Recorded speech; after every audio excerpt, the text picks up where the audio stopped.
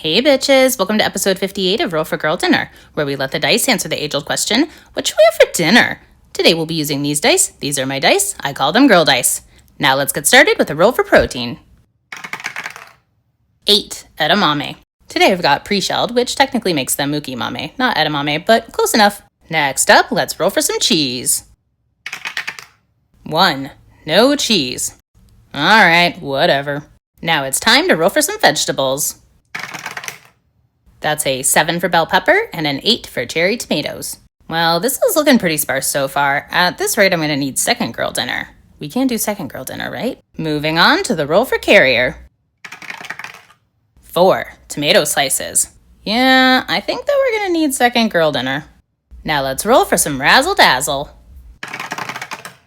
That's a 1 for no razzle or dazzle and a 3 for dill pickle spears. Today we'll be using Grillo's pickle spears in classic dill. And, I'm gonna steal a little bit of the extras in here just to spice this up a little bit with some garlic. It's the least we can do. Time to get saucy with the roll for sauce. 7, oil and vinegar. For oil, I'll be using the Aljabal olive oil that I got here off the TikTok shop, and Napa Valley Naturals balsamic vinegar. And I think we're gonna do a little something with this one, just as so. Now let's round this out with a roll for sparkling water. 8, black raspberry. Well, at least it wasn't guava. Let's eat, bitches. But first, we need our luck.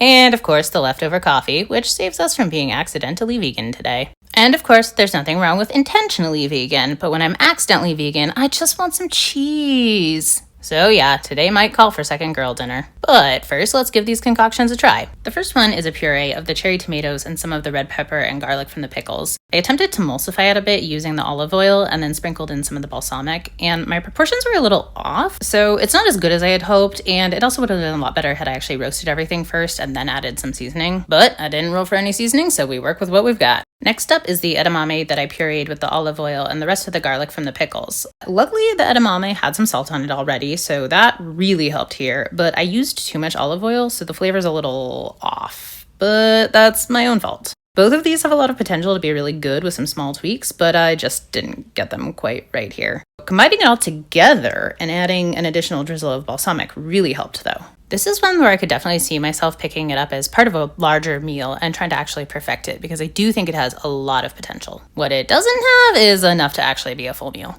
And of course, we come to the point in the episode where I ask myself, if I were playing a character who would rate this girl dinner a perfect 10, who would I be? Allow me to introduce Francera Moonsinger. Raised in a secret satyr glade in the Feywild, you can imagine she saw a lot of trickster activity that left the victims rather ill. As an unusually empathetic child, she had a habit of bringing soup to anyone who wasn't feeling well. Unfortunately, she began doing this before she really understood the whole don't eat food from the Fae thing, so it didn't always go according to plan, but I digress.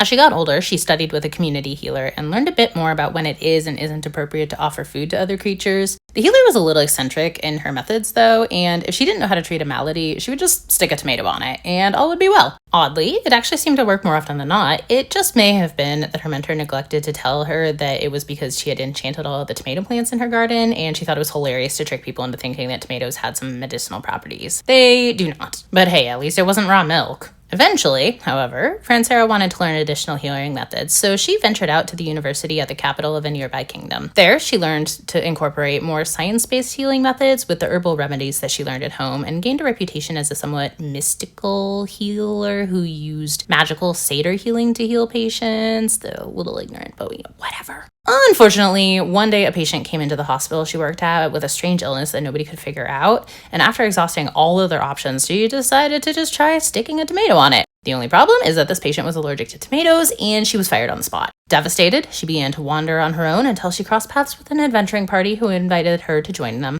If I were her, I would rate this girl dinner a perfect 10. As it is, I, Kendra, rate it a 7. This is my meal. I call this girl dinner. Girl dinner. Girl dinner.